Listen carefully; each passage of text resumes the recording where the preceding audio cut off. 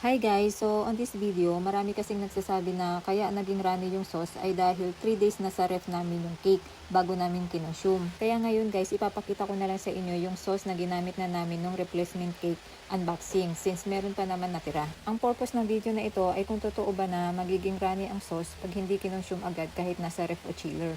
O ngayon ito, nasa chiller lang yung sauce namin. Malamig po yung ref namin. Tapos ito po yung luma na sauce na ginamit namin na watery nga na pagkasabi ko.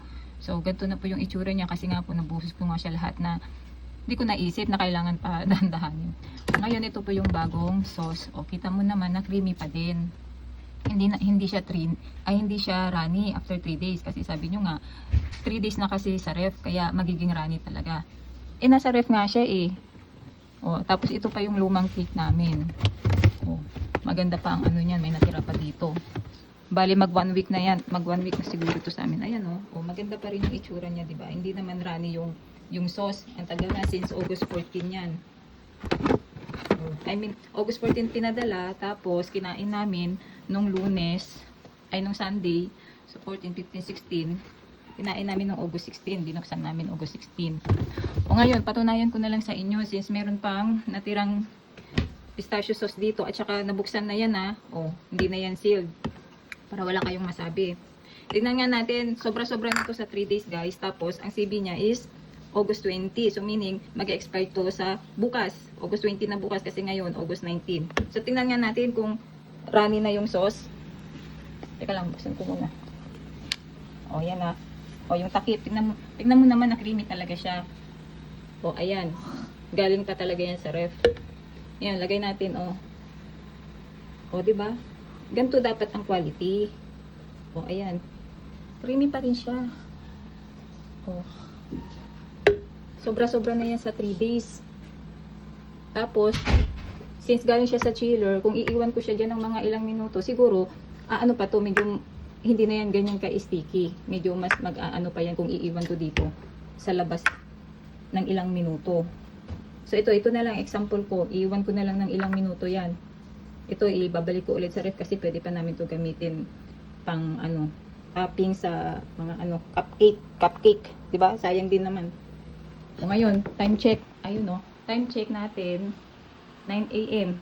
Ayan, iwan ko yung sauce dyan ng ilang minuto. Titingnan natin ang magiging texture ng sauce.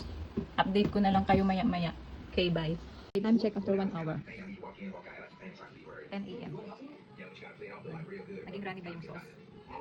Hindi, di ba? O, ganyan na lang siya. Ganito ang perfect texture ng sauce for me, ha? So, kung kayo, okay na kayo sa ganong sauce, edi kayo yun. But for me, hindi ako satisfied kasi gusto ko yung ganitong texture ng sauce. So, hindi siya naging runny after 1 hour. Nakikita nyo naman. O, di ba? Mas okay na yung texture niya pag ganito. Ito, update after 2 hours. Ayan 11 AM. At ito yung sauce natin. After 2 hours, di naman lumabnaw. Di ba? Maganda pa rin yung texture ng sauce. Ito yung gusto kong quality, hindi po malabnaw. Ito yung ina-expect kong quality sauce ng Contis. Kasi syempre, as a consumer, yung expectation mo sa company, mataas, di ba? So yan. So ito yung quality ng sauce nung binalik ko siya sa ref. Kaya hindi na siya kailangan i-freezer. Naka-chill, okay na po yan. So guys, tinry ko ilagay yung pistachio sauce sa freezer. Dapat sa chill lang pero may mga nagsasabi dapat nilagay ko daw sa freezer. So ito na. Ilagay ko sa freezer yung natirang sauce. Ito yung itsura niya. Pahawak nga yung camera dyan. Video ako dyan. So ito, buksan natin. Huwag kang magalaw. Buksan natin. Ganito. Ganito ang nangyari sa naging matigas. Parang naging ice cream. Sarap, parang ice cream. Ang sarap niya. Patay ng kutsara. Naging ice cream siya. Ayan Ganito dapat. Kung yung lumang sauce sana, baka naging ice candy yun. Kasi alam ko talaga na watery siya. Ang sarap. Tikman mo. Sarap no? Ay, si Ruby nga. Try na natin si Ruby daw. Sarap. Anong ganyan? Anong ganyan? Ulit nga, ulit. Sabihin mo yung totoo. Sarap? Sarap ba, Louie? Ay, naman ganyan. One more. Sarap ba, Louie? Ha? Yummy? Yummy ba? Yummy? Ito guys, naging parang ice cream siya. Sarap niya. So yun lang. Bye-bye. Natin ipalamag dito sa yung pistachio.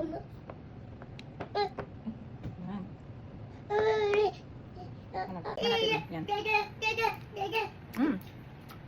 Lalong sarap.